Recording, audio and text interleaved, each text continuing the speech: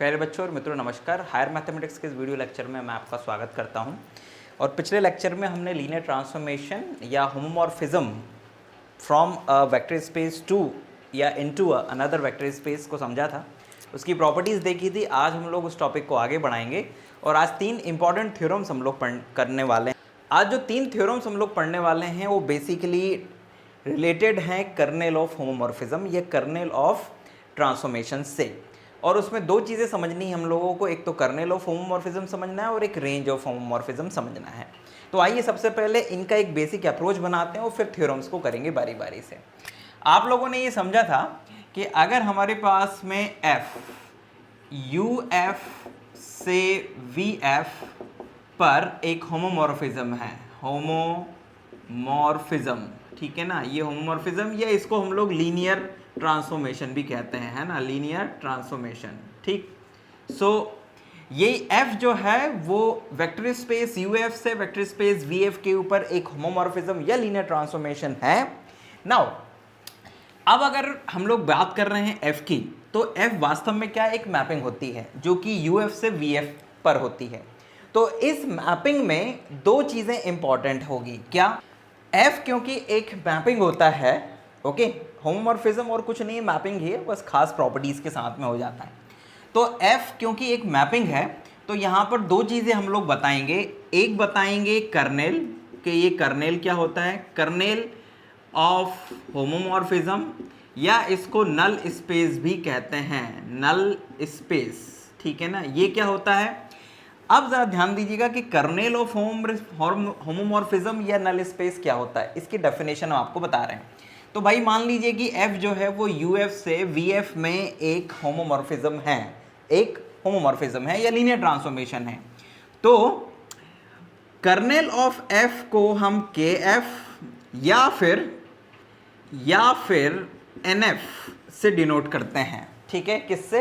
Kernel of homomorphism को हम kf या nf से डिनोट करते हैं और इसके अंदर वो सभी अल्फा बिलोंग्स टू यू आते हैं सच दैट जिनकी की इमेज अगर लें हम लोग, f इमेज लें, तो वो 0 आना चाहिए। और 0 बेसिकली क्या है, 0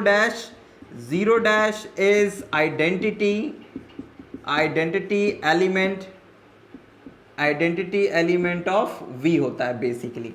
तो u के वो सभी एलिमेंट्स जिनकी की इमेज जो है, जिनकी की f इमेज जो है वो आइडेंटिटी एलिमेंट है u का, वो सभी एलिमेंट्स मिलके nf या kf बनाते हैं। तो अगर आप ध्यान से देखें तो ये जो kf है वास्तव में, ये कर्नेल जो है वास्तव में ये सबसेट होता है किसका, uf का। आई रिपीट, kf या कर्नेल ऑफ होमोमॉर्फिज्म जो है वो सबसेट होता है किसका, uf का। तो डेफिनेशन को आप शब्दों में चाहो तो लिख देना, क्या कि late f such that uf to vf is a homomorphism from a vector space uf into a vector space vf, then the kernel of f is denoted by kf or nf and it is defined as kf or nf is equals to this one। ये define होता है इस तरह से। अब यहाँ पर एक चीज और आती है, नंबर 2, रेंज ऑफ होमोमॉर्फिज्म, ठीक है ना, होमोमॉर्फिज्म, ठीक है ना। तो रेंज ऑफ होमोमॉर्फिज्म क्या होगा, उसको हम लोग RF से डिनोट करेंगे। और रेंज ऑफ होमोमॉर्फिज्म और कुछ भी नहीं है बच्चों, वो सभी बीटाज हैं belongs to V such that beta is equals to some image of alpha, f image of some alpha where alpha belongs to u। यानी कि रेंज ऑफ f मतलब कि वो सभी एलिमेंट्स v के जो किसी ना किसी अल्फा की इमेजेस हैं, उन सभी को हम लोग क्या कहेंगे, रेंज ऑफ f कहेंगे, ठीक है ना। तो ये रेंज का ध्यान रखिएगा। रेंज वास्तव में क्या होता है, रेंज जो होता है, range of f, this is the subset of vf, और जो कर्नेल होता है वो सबसेट होता है किसका, uf का। तो ये 2 चीजें हम लोगों को यहाँ पर नई चीजें सीखने को मिली कि किसी भी लीनियर ट्रांसफॉर्मेशन का कर्नेल क्या होता है या होमोमॉर्फिज्म का कर्नेल क्या होता है। लीनियर ट्रांसफॉर्मेशन और होमोमॉर्फिज्म एक ही बात है ना, इसलिए कंफ्यूज मत होइएगा। ठीक, ये हमने पहले दिन भी आपको बता दिया था। और रेंज ऑफ होमोमॉर्फिज्म क्या होता है, वो वी का सबसेट होता है। रेंज की जब बात आएगी तो वो हमेशा कोडोमेन के अंदर होगा, ठीक है ना।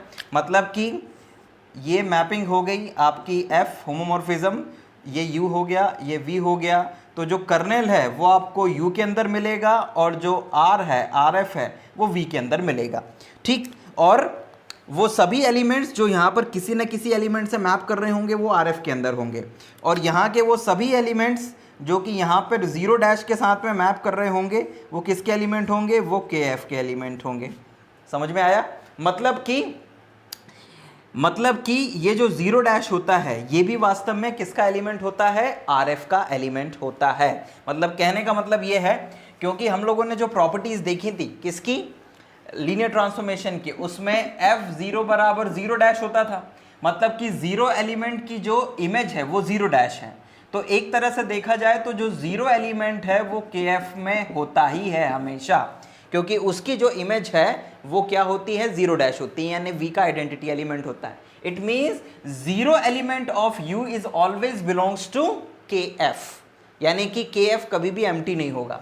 और उसी तरह इसी चीज से अगर आप ध्यान से देखें तो क्योंकि जीरो डैश जो है वो इस जीरो एलिमेंट की एफ इमेज है, तो इसका मतलब ये हो गया कि zero dash is also belongs to R F, यानी कि जो जीरो एलिमेंट होता है किसका, वी का, ये जीरो डैश ये आर एफ का एलिमेंट होता है, क्योंकि जीरो डैश किसी ना किसी नहीं बल्कि जीरो एलिमेंट ऑफ यू की एफ इमेज होता है। तो जो भी किसी ना किसी एलिमेंट की इमेज है वो आर एफ के अंदर आ जाता है। तो मतलब आर एफ के अंदर भी एक एलिमेंट होता है और के एफ के अंदर भी एक एलिमेंट होता है। मतलब ये दोनों ही फाई नहीं होते हैं, इनके अंदर कुछ ना कुछ एलिमेंट, एक एलिमेंट तो कम से कम होता ही है, बाकी हो ना हो, बाकी तो सब डेफिनेशन के ऊपर डिपेंड करता है कि एफ की डेफिनेशन क्या है, वो किस तरह से डिफाइन किया हुआ है, उसके अनुसार डिपेंड करेगा कि उसके अंदर और एलिमेंट्स होंगे कि नहीं होंगे, यानी के एफ में और आर एफ में किस तरह के एलिमेंट्स होंगे। तो फिलहाल दोनों ही नॉन एम्प्टी होते हैं, और क्यों नॉन एम्प्टी होते हैं ये भी मैंने आपको बता दिया। अब आते हैं थ्योरम्स के ऊपर कि कर्नेल ऑफ होमोमॉर्फिज्म और रेंज ऑफ होमोमॉर्फिज्म के ऊपर कुछ थ्योरम्स हैं, उनके ऊपर बात करते हैं। तो लेट्स स्टार्ट द थ्योरम्स। सो बच्चों, जो पहली थ्योरम है वो थ्योरम ये है, द थ्योरम नंबर 1, पहली थ्योरम ये है बच्चों कि के एफ यानी कि होमोमॉर्फिज्म, के एफ इज सब स्पेस ऑफ यू, ठीक है ना। ये थ्योरम है, पूरा स्टेटमेंट मैंने नहीं लिखा है, केवल शॉर्ट में आपको बता रहा हूँ स्टेटमेंट। यानी कि अगर f जो है वो होमोमॉर्फिज्म है यू एफ से वी एफ पर, तो जो कर्नेल ऑफ f होता है वो सबस्पेस होता है u का, यानी कि it is a vector subspace of u। ये हम लोगों को प्रूव करना है, ठीक। तो अब किसी भी सेट को, के F is what, is a subset of what, it is subset of u, एक तरह से देखें तो आप यहाँ पे लिख लीजिएगा सबसे पहले, बाय डेफिनेशन ऑफ के एफ, ठीक है ना। बाय डेफिनेशन ऑफ के एफ क्या होती है, के एफ की जो डेफिनेशन है वो होती है वो सभी alpha elements of you such that F alpha की जो इमेज है वो होना चाहिए जीरो डैश, ठीक है। तो आपको याद होगा कि किसी भी सेट को, ये एक सेट है एक तरह से यू का सबसेट है, तो किसी भी सबसेट को सबस्पेस दिखाने के लिए हमें यह बताना पड़ता है कि ए अल्फा प्लस बी बीटा का जो लीनियर कॉम्बिनेशन है, ये जो लीनियर कॉम्बिनेशन है वो उसी के अंदर आ जाए। वो वेक्टर सबस्पेस वाली थ्योरम याद करो कि किसी को भी सबस्पेस अगर दिखाना है तो कैसे दिखाना पड़ता है। तो उसके लिए दो एलिमेंट्स ले लो आप, let any alpha comma beta belongs to K F, ठीक है। ये हमने इसके दो एलिमेंट्स ले लिए हैं, है ना। ये हम पहले दिखा चुके हैं कि जो के एफ होता है वो नॉन एम्प्टी होता है, इसलिए हम उसमें दो एलिमेंट्स ले सकते हैं, अभी दिखा दिया था हमने, है ना। So let any alpha comma beta belongs to K F and A comma B and A comma B belongs to F, और दो स्केलर्स ले लिए हमने एफ के अंदर। अब नाउ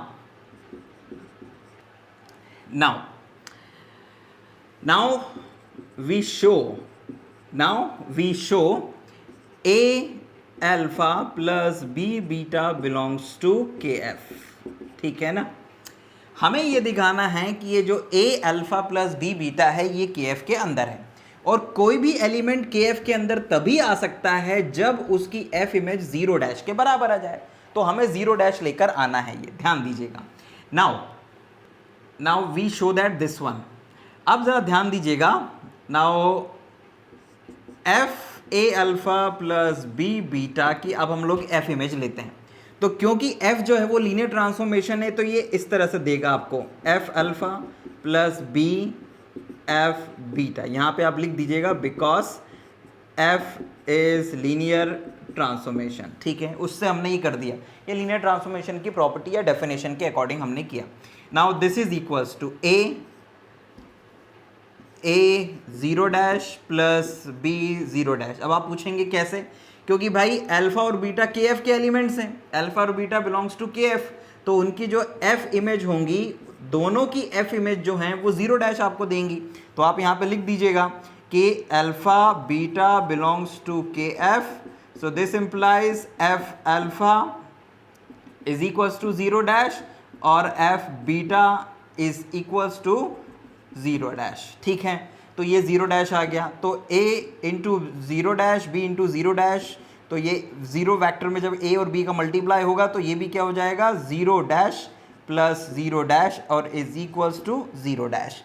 तो इसका मतलब ये हो गया कि जब आपने a alpha plus b beta की f इमेज ली तो वो 0 डैश के बराबर आ गई है। इसका मतलब है दिस इंप्लाइज दैट कि a alpha plus b beta belongs to K F, और इसका मतलब ये हो गया कि जो के एफ है इज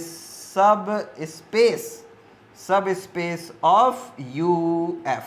तो ये जो के एफ है ये सब स्पेस बन गया किसका, यू एफ का, यानी कि उप समष्टि बन गया है किसका, यू एफ का, ठीक। तो ये हम लोगों ने इतना से एक छोटे से प्रूफ में इसको कंप्लीट करा, और इसमें ज़्यादा कुछ नहीं था। आपको बस ये पता होना चाहिए कि अगर इसे सब स्पेस दिखाना है तो ज़रूरत क्या होगी, इसके 2 एलिमेंट लेने पड़ेंगे, ये लीनियर कॉम्बिनेशन इसके अंदर दिखा देना है, और इसके अंदर केवल वही एलिमेंट्स आ सकते हैं जिनकी की एफ इमेज लें तो वो 0 डैश के बराबर आ जाए।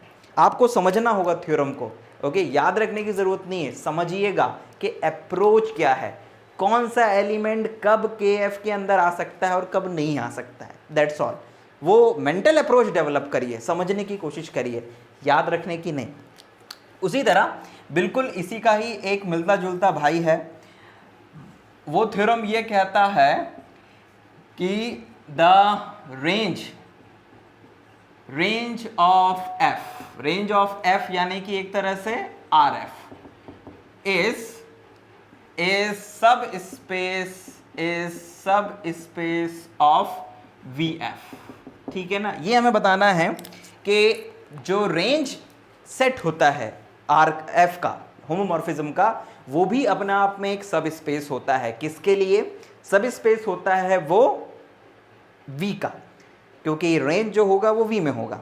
तो ये हम लोगों को दिखाना है। तो आप सबसे पहले जब इसका प्रूफ करेंगे तो क्या लिखेंगे, लिख दीजिएगा, यहां पर वैसा नहीं लिखा था, चाहो तो आप यहां भी लिख सकते हो कि let F such that U to V is homomorphism, then R F क्या होगा बच्चों, then R F is equals to, R F होगा वो सभी बीटा बिलोंग्स टू वी सच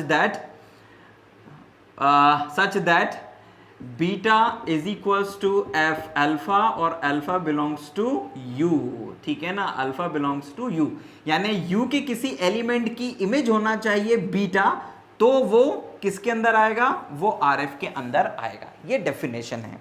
मतलब कि आपको अगर किसी एलिमेंट को दिखाना है आर एफ के अंदर, तो आपको ये दिखाना पड़ेगा कि उसके लिए कोई ना कोई एलिमेंट यू के अंदर ऐसा जरूर है जिसकी की एफ इमेज ये है, ठीक है। अब इसको सब स्पेस दिखाना है तो पहले तो इसको नॉन एम्प्टी दिखा दो। तो आप चाहो तो लिख सकते हो, यहाँ पर हमने नहीं लिखा था, आप चाहो तो यहाँ पर भी लिख सकते हो यही लाइन, और यहाँ पर भी ऐसा लिख देना, since f0 is equals to 0 dash, ठीक है ना, f0 is equals to 0 dash, this implies that 0 dash belongs to rf, that is rf is non empty empty, मतलब ये एम्प्टी नहीं है, यही चीज आप चाहो तो यहां पर भी दिखा सकते हो, ये यहां पर लिख देना है ना, since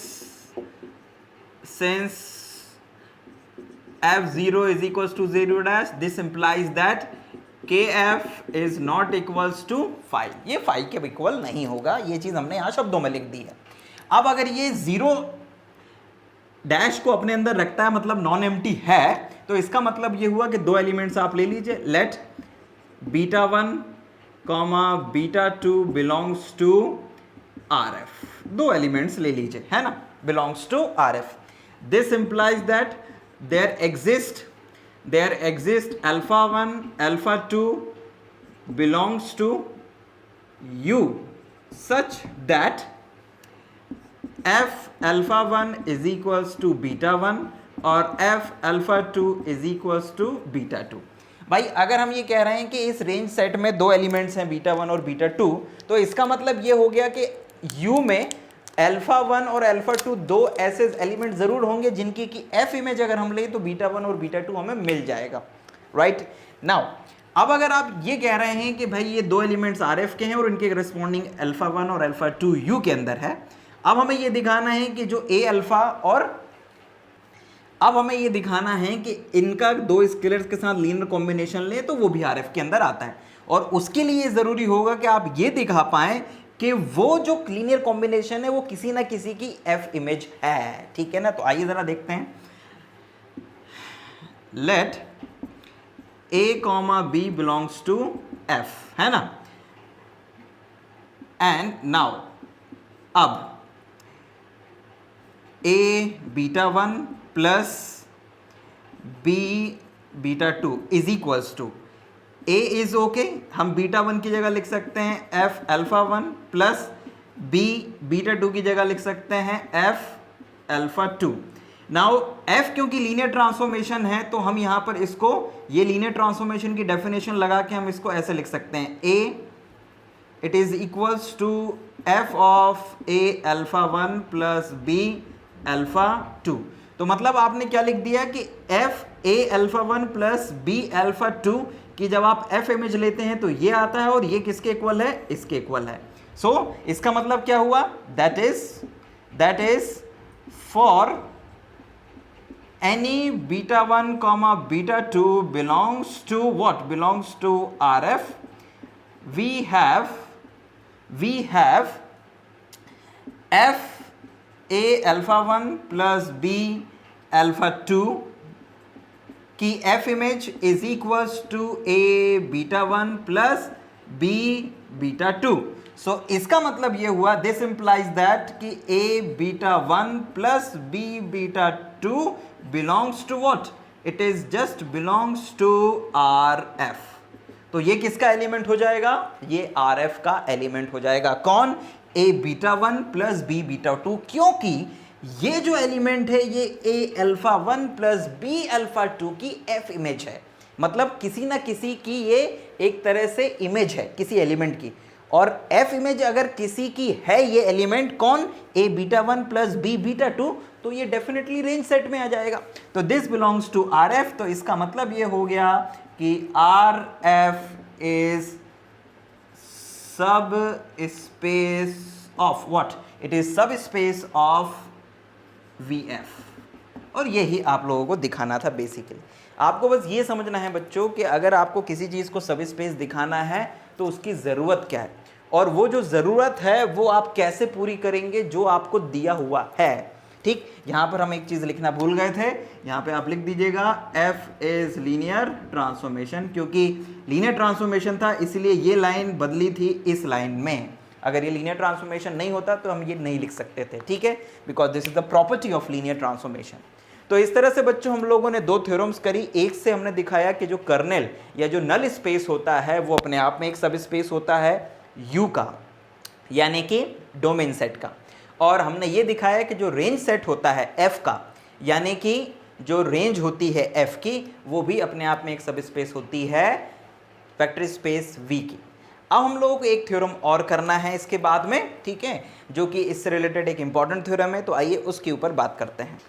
यस बच्चों, तो what is the important theorem, important theorem भी है ये ये थ्योरम ये कहती है कि अगर f जो है वो u से v में एक होमोमॉर्फिज्म है, यानी कि लीनियर ट्रांसफॉर्मेशन है ना, तो f जो है वो 1 1 होगा if and only if kernel of f is equals to 0 dash. मतलब कि f 1 1 तभी होगा जब कर्नेल ऑफ f में केवल एक एलिमेंट हो। आई रिपीट, केवल एक एलिमेंट होना चाहिए, वो भी कौन, आइडेंटिटी एलिमेंट होना चाहिए, ठीक।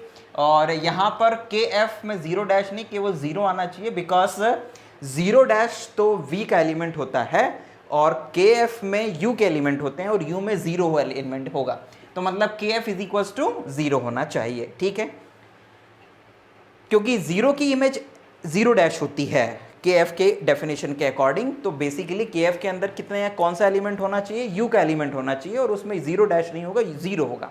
तो इसका मतलब ये हुआ कि f को अगर 1 1 होना है तो kf को क्या होना चाहिए, 0 एलिमेंट होना चाहिए। मतलब kf के अंदर केवल एक एलिमेंट होना चाहिए, वो भी 0 एलिमेंट, दैट्स ऑल। इसके अलावा कोई एलिमेंट नहीं होगा जो कि नॉन जीरो हो। तो आइए इस थ्योरम को हम लोग प्रूफ करते हैं। तो थ्योरम को प्रूफ करने से पहले एक बेसिक अप्रोच आपके अंदर डेवलप करनी चाहिए मुझे।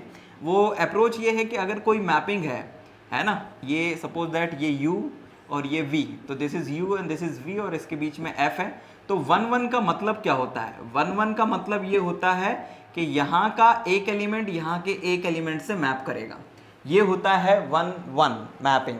और 1 1 को प्रूफ करने के लिए यहाँ के कोई दो एलिमेंट ले लो, F A is equals to F B ले लो, मतलब आपने यहाँ के एलिमेंट लिए और दिखा दो कि this is equals to A is equals to B, और दिखा दो कि यहाँ के अगर दो एलिमेंट, दो इमेजेस को आप इक्वल लेते हैं तो यहाँ पर जो प्री इमेजेस हैं वो भी इक्वल आ जाती हैं, मतलब मैपिंग 1 1 है, ठीक है ना। क्योंकि 1 1 नहीं होती तो ये इक्वल नहीं आते ए और बी। तो 1 1 कैसे दिखाते हैं ये आपको पता होना चाहिए, इमेज को इक्वल लो और प्री इमेजेस को इक्वल दिखाओ, ये 1 1 दिखाने का तरीका है, क्योंकि इसमें ज़रूरत पड़ने वाली है।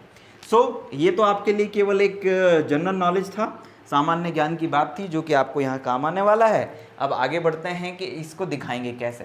तो सबसे पहले तो आप लोग लिख दीजिएगा प्रूफ में जो जो चीज़ें आपको ज़रूरत पड़ने वाली है, क्या कि बाय डेफिनेशन के एफ बराबर क्या होता है बच्चों, के एफ बराबर होता है वो सभी अल्फ़ा यू के सच दैट एफ अल्फ़ा बराबर 0 डैश होता है, ठीक है। ये के एफ की डेफिनेशन। अब हम लोग क्या दिखाएंगे, हम लोग ये दिखाएंगे कि अगर f 1 1 है तो ये होगा और अगर ये है तो f जो है वो 1 1 होगा, ये हम लोगों को दिखाना है। सो लेट स्टार्ट व्हाट, हम लोग यहाँ पर लेते हैं सबसे पहले लेंगे लेट f इज 1 1। हमने मान लिया कि f 1 1 है और हम लोग अब दिखाएंगे क्या, we will show kf is equals to what, kf is equals to 0 dash, kf is equals to 0 element, ये हम लोग दिखाएंगे। हमने 1 1 मान लिया है, हम लोग अब ये दिखाने वाले हैं कि kf में केवल एक एलिमेंट है 0। if possible मान लीजिए, if possible alpha not equals to 0 belongs to K F. हमने ऐसा मान लिया है कि जो अल्फा है वो क्या है, 0 नहीं है और किसके अंदर है, के एफ के अंदर है। तो इसका मतलब ये हुआ, so this implies that F alpha is equals to 0 dash आएगा। तो इसका मतलब क्या हो गया, 0 डैश एफ अल्फा 0 डैश के बराबर आएगा। अगर हम ये कह रहे हैं कि अल्फा 0 नहीं है लेकिन के एफ के अंदर है तो एफ अल्फा बराबर 0 डैश आना चाहिए बाय द डेफिनेशन ऑफ के एफ। नाउ बट आप लोग क्या जानते हैं, बट आप ये जानते हैं कि f0 is equals to 0 dash also. आप ये जानते हैं कि f अगर होमोमॉर्फिज्म है तो 0 की जो इमेज होती है वो 0 डैश होता है, और आप कह रहे हैं कि अल्फा की भी जो इमेज है वो 0 डैश है। तो इसका मतलब क्या हुआ, so this implies that f alpha बराबर f0, f अल्फा बराबर f0। तो इसका मतलब ये हुआ कि अल्फा बराबर 0। क्यों, क्योंकि f इज 1 1, क्योंकि f जो है वो 1 1 है। तो अगर दो इमेजेस इक्वल हैं तो उनकी प्री इमेजेस भी इक्वल होंगी, यानी कि अल्फा बराबर 0। तो हमारा ये जो मानना था कि अल्फा 0 नहीं है वो गलत साबित हुआ है, क्योंकि f 0 के बराबर आ गया। सो दिस इंप्लाइज दैट के एफ इज इक्वल्स टू 0। तो ये चीज आपने प्रूफ कर दी कि अगर f 1 1 है तो के एफ 0 ही होगा, और ये दिखाने के लिए उल्टा आपने माना था एक एलिमेंट ले लिया था, मान लिया था कि वो जीरो नहीं है और के एफ के अंदर है। लेकिन जब आपने ऐसा माना तो एफ के 1 1 होने के कारण आप गलत रिजल्ट पे पहुंच गए कि भैया वो अल्फा तो जीरो ही है वास्तव में। ठीक, अब लेते हैं कन्वर्स इसका, यानी कि विलोम। कन्वर्स के लिए क्या करेंगे? कन्वर्स के लिए उल्टा मानेंगे। क्या?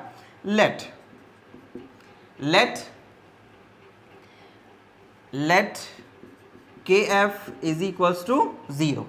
ठीक है ना, हम लोग मान लेते हैं क्या कि जो के एफ है वो इक्वल टू 0 एलिमेंट रखता है बस अपने अंदर। अब हम लोगों को दिखाना है क्या है? अब हम लोगों को दिखाना है कि जो f है वो 1 1 है। K F is equals to 0, we will show f is 1 1, f is 1 1। ठीक है ना, सो के एफ इज इक्वल्स टू 0 है और हमें ये दिखाना है कि f 1 1 है। तो f को 1 1 दिखाने के लिए आप भाई u के 2 एलिमेंट्स ले लो और इस तरह से ले लो कि उनकी इमेजेस बराबर हों, f इमेजेस बराबर हों। तो ले लीजिए कुछ इस तरह से, let any alpha comma beta belongs to u, alpha comma beta belongs to u such that f alpha is equals to F beta. और इस तरह से आपने लिया है ये अल्फा और बीटा क्योंकि उनकी एफ इमेजेस जो हैं वो आपस में क्या हैं? इक्वल हैं। भाई 1 1 दिखाने के लिए यही करते हैं ना अपन लोग कि उनकी एफ इमेजेस बराबर ले लेते हैं। अब अगर आप ये कह रहे हैं कि एफ अल्फा बराबर एफ बीटा, तो इसका मतलब ये हुआ, दिस इंप्लाइज दैट कि F alpha minus F beta बराबर 0 हो जाएगा एक तरह से, क्योंकि भाई ये दोनों ही एलिमेंट्स किसके हैं? ये एलिमेंट्स हैं वी के। तो अगर ये दोनों बराबर हैं तो इसका मतलब उनका जो डिफरेंस है वो 0 के बराबर होना चाहिए, आइडेंटिटी एलिमेंट के इक्वल होना चाहिए। क्योंकि 2 का डिफरेंस आइडेंटिटी एलिमेंट है, मतलब दोनों एक दूसरे के क्या हो गए? इन्वर्स हो गए। तो यहाँ पर एफ अल्फा बराबर एफ बीटा, एक तरह से आप नॉर्मली ये समझ लीजिए कि इसको इधर लाएंगे तो यहाँ 0 आ जाएगा। अब दिस इंप्लाइज दैट, आपने ये प्रॉपर्टी पढ़ी थी होमोमॉर्फिज्म की कि F alpha minus F beta को आप लिख सकते हैं F alpha minus beta is equals to 0 आप इसके बराबर भी लिख सकते हैं इसको। क्यों? क्योंकि f इज होमोमॉर्फिज्म, है ना। अब f अल्फा माइनस बीटा बराबर 0 तो इसका मतलब ये हुआ किसी भी एलिमेंट की f इमेज अगर 0 के बराबर है तो इसका मतलब ये हुआ कि alpha minus beta belongs to K F, है ना। यही के एफ की डेफिनेशन है कि जिस भी एलिमेंट की, u के जिस भी एलिमेंट की जो इमेज है वो 0 होगी वो के एफ के अंदर आ जाएगा।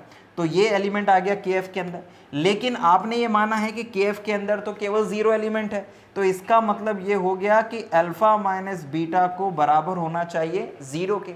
और जैसे ही आप ये लिखेंगे तो यहाँ पर आ जाएगा alpha is equals to beta, और alpha is equals to beta आने का मतलब है एफ इज 1 1, तो एफ जो है वो 1 1 हो गया। तो दोनों तरफ से आपने इस थ्योरम को प्रूव कर दिया कि अगर के एफ 0 एलिमेंट है तो एफ 1 1 होगा, और अगर एफ 1 1 है तो के एफ 0 होगा।